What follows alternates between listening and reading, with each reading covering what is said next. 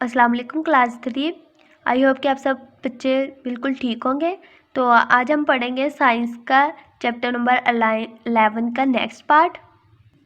तो chapter number 11 हमारा क्या था, द सोलर सिस्टम। ये हमने पढ़ लिया था सोलर सिस्टम क्या है। फिर उसमें हमारा जो ऑब्जेक्ट था, स्टार था लार्जेस्ट, वो सन था। उसके बाद हमने रेवोल्यूशन के बारे में पढ़ा, रोटेशन के बारे में पढ़ा, मून के ऑर्बिट्स के बारे में पढ़ा, उसके खुद के गिर्द रिवॉल्वमेंट के बारे, रोटेशन के बारे में पढ़ा, उसके क्वेश्चन आंसर पढ़े।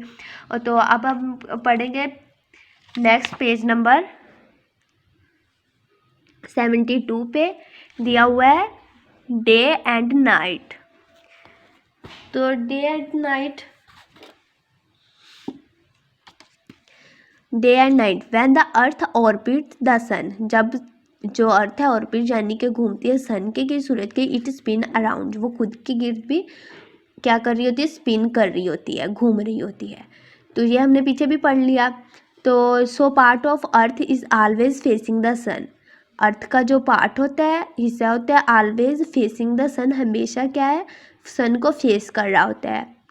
तो while part of earth is always facing away from the sun, क्या होता है कि हमेशा वो उसका जो पार्ट है वो ऑलवेज फेसिंग द सन, जो ज़मीन का जो कुछ हिस्सा होता है वो हमेशा सन के सामने आ ही रहा होता है। और वाइल जब, तो उस टाइम क्या होता है जब अर्थ का जो हिस्सा, अर्थ जब सन के सामने होते हैं यानी सन के सामने आ रही होती है, तो क्या होता है कि वो डे टाइम होता है। और जब part of earth is always facing away, दूर हो जाती है, फेसिंग अवे दूर हो जाना, फ्रॉम दी सन, अर्थ ज़मीन से दूर हो जाती है, तो क्या होता है कि वो नाइट टाइम होता है। तो यहाँ पे क्वेश्चन बनना है, how earth has day and night time, earth कैसे रखती है, डे और नाइट टाइम कैसे होता है अर्थ पर। तो अब आंसर देंगे तो the side of earth which faces the sun, जिसे सन का सामना हो रहा होता है, जब उसे सन का सामना हो रहा होता है, फेसिंग द सन, तो क्या होता है, सामना हो रहा है तो day has day time, the side facing away from the sun is the dark end has night time. तो क्या होता है, उस क्या बोलते हैं, उसके बाद है the sun is so bright that looking at the sun for extending time can cause permanent damage of your eyes. कह रहे कि बहुत ज़्यादा रोशनी होती है, बहुत ज़्यादा रोशन होता है जो सूरज, अगर हम उसको परमानेंट मुश्किल उसको देखते रहेंगे तो क्या होगा, वो हमारी आइज पर अफेक्ट करेगा, इरिटेशन यानी कि खारिश और बंद होना स्टार्ट हो जाएंगी, पेन स्टार्ट हो जाएगी आइज में। उसके बाद आ जाए पेज नंबर 73 पर। तो उसमें है कि अदर सेलेस्टियल बॉडीज़, मतलब कि प्लैनेट के अलावा और जो बॉडी हमारी स्पेस में होती है वो कौन कौन सी है। तो उसमें एस्टेरॉइड्स आते हैं, कॉमेट्स आते हैं, और मेटेओर्स आते हैं, एंड मेटेओराइट्स आते हैं। तो एस्टेरॉइड्स क्या है, हम सबसे पहले पढ़ते हैं एस्टेरॉइड्स क्या है। एस्टेरॉइड्स आर रॉकी ऑब्जेक्ट्स, पत्थर है जैसे कि ये दिखाया गया है, rocky objects with round or irregular shape, जो गोल होते हैं या फिर इरेगुलर, गोल होंगे या इरेगुलर खुरदरे से, मतलब कि कोई हिस्सा कहीं जा रहा है, कोई हिस्सा कहीं जा रहा है, जैसे कि ये दिखाया गया है। They can be up several 100 kilometre across, वो कह रहे सेवरल कई 100 किलोमीटर अक्रॉस है, ऊपर होते हैं, बट लेकिन most are much small, kilometer across मतलब बहुत बड़े होते हैं, और कुछ जो होते हैं मच स्मॉल बहुत छोटे होते हैं। They move around the sun in their own orbits, ये क्या करते हैं कि दे मूव अराउंड, ये भी सन के गिर्द, दे मूव अराउंड द सन, सन के इर्द गिर्द, इन देयर ओन ऑर्बिट्स, अपने ही ऑर्बिट में, अपने ही पाथ में, अपने ही रास्ते में, जैसे दूसरे प्लैनेट अपने ही ऑर्बिट में मूव कर रहे होते हैं। लाइक मूव तो अपने ऑर्बिट में कर रहे, किसके गिर्द कर रहे होते हैं, सन के गिर्द। इसी तरह जो स्मॉलर बॉडीज या रॉक यानी एस्टेरॉइड्स वगैरह भी ऐसे ही मूव कर रहे थे, लाइक स्मॉल प्लैनेट्स, छोटे प्लैनेट्स की तरह। उसके बाद हम पढ़ते हैं कॉमेट्स। कॉमेट्स क्या है, comets are lump of ice, ये क्या बर्फ के लम्प्स है, एंड और dust that sometime come into the centre, जो के लम्स आइस के छोटे छोटे मतलब टुकड़े हैं, एंड और डस्ट पार्टिकल जैसे कि मिट्टी के छोटे छोटे पार्टिकल्स है, ऐसे dust that sometime come into centre मरकज में यानी दरमियान में ऑफ द सोलर सिस्टम के दरमियान में आ जाती हैं, यानी कि जो हमारा सन है उसके पास उसके इर्द गिर्द। वैन जब कॉमेट्स गेट क्लोज अराउंड, जब से इन ज़्यादा ही सन के करीब आते हैं, सूरज के करीब, हीट काजेज, तो हीट कास होती है यानी ज़्यादा हीट पैदा होती है। डैम टू एवेपोरेट, जैसे कि वाटर की वेपोरेशन होती है, हमने पढ़ा है कि वाटर की वेपोरेशन होती है जब उस पर सन की हीट पड़ती है। ऐसे जब ये आइस लम्प पर वाटर की सॉरी ये सन के ज़्यादा करीब आते हैं ये आइस लम्प्स, तो क्या होता है कि उस पर जब सन की रोशनी यानी हीट पड़ती है,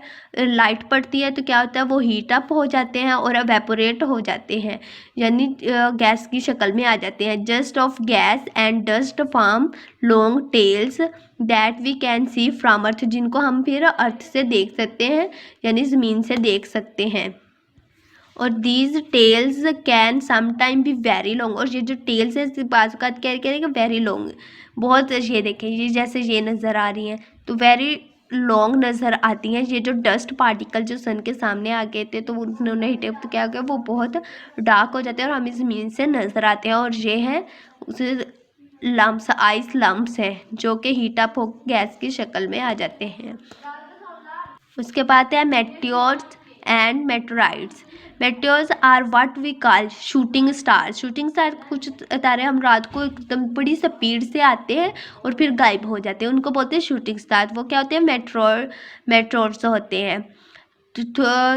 थफ they are not star at all, वो हकीकत में क्या होते हैं स्टार्स नहीं होते, सितारे नहीं होते। They are actually small pieces of rock, वो पत्थर के छोटे टुकड़े डस्ट के आज या फिर मेटल होते हैं, धातें होती हैं। दैट इंटर दी अर्थ, जो ज़मीन में दाखिल होती ज़मीन अर्थ के एटमॉस्फेयर में यानी अर्थ के एटमॉस्फेयर में दाखिल होती है फ्रॉम स्पेस से, एंड एक्सट्रीमली हाई स्पीड इंतहाई हाई स्पीड क्या हमें एकदम नज़र आती है और अचानक से फिर गायब हो जाती है। As they do we see flash of light, जैसे कि कोई चमकती हुई लाइट का flash in the night sky, रात के टाइम स्काई पर, आसमान पर। यूजुअली लास्टिंग जस्ट, जिसको हम बाजू का ये भी कह देते हैं कि टूटता हुआ तारा। Usually lasting just a few चंद सेकंड के लिए। When they shoot through the atmosphere as bright flashes of light, कह रहे हैं कि व्हेन जब they shoot through the atmosphere, क्या था when they shoot through the atmosphere as bright flashes, एक रोशन फ्लैश की तरह, ऑफ लाइट की, वी कैन फ्लैश मतलब चमकती हुई चमक जो आ रही होती है, फ्लैश जो यकदम से आए ऑफ लाइट रोशनी की, वी कॉल देम मेटोर्स, हम उसको क्या कहेंगे मेटोर्स कहेंगे। And when they reach the ground, और जब जिस अर्थ पर पहुंच जाते हैं हमें नजर आना बंद हो जाते हैं यकदम से, वी कॉल देम मेटोराइट्स कहेंगे इसको।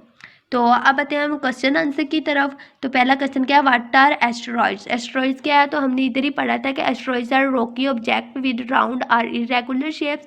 अब इस आंसर के लिए ये लाइन करेंगे और उसके बाद करेंगे they move around the sun in their own orbits like small planets. इसके बाद हम पढ़ते हैं question number 2, what are comets. Comets से हमने क्या करा, comets are lump of ice and dust that sometime come into the centre of the solar system. तो इसके लिए इतना ही आंसर काफ़ी है आपके लिए। तो इसके बाद आते हैं व्हाट आर मेटेओर्स एंड मेटेराइट्स। मेटेओर्स और मेटेराइट्स क्या है, तो इसके लिए आप करेंगे यहाँ से कि small piece of rock dust or metal that shoot through the atmosphere. फिर आप इतना करके करेंगे कि that shoot through the atmosphere as bright flashes of light, we call them meteorites. फिर हम जब मेटोर्स जब हम मेटेराइट्स की करेंगे तो उसके लिए भी यहाँ से स्टार्ट करेंगे। A small piece of rock dust or metal that reach the ground, we call that when that shoot through the atmosphere. कैसे करेंगे कि a small piece of rock dust or metal that shoot through the atmosphere and when they reach, फिर कहेंगे and when they reach the ground we call them meteorites. इसको आप अपनी notebook पे note कर लीजिएगा जैसे मैंने आपको बताया है। तो ये था हमारा लास्ट चैप्टर 11। तो ये भी आज कंप्लीट हो गया। आप प्लीज़ इन सबको अच्छे से लर्न कर लीजिएगा। अल्लाह हाफिज़।